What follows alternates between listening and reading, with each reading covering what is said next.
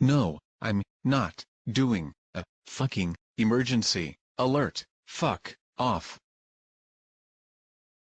Paul, you are drunk and should not be allowed to talk to people that way during the emergency. Fuck you, Tom. I can say whatever the fuck I say on the air for the emergency alert system. I'm not fucking drunk. You're gonna get yourself fired if you keep this up. Fuck you, Tom. No one uses you anymore since late 2016.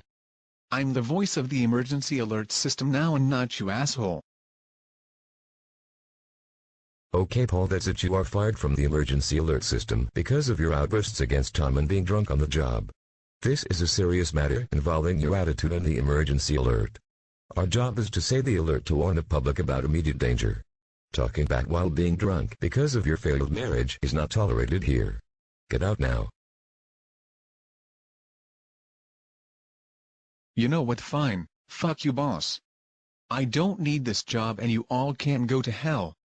Fuck you, public. Fuck you, emergency alert system, and fuck you all.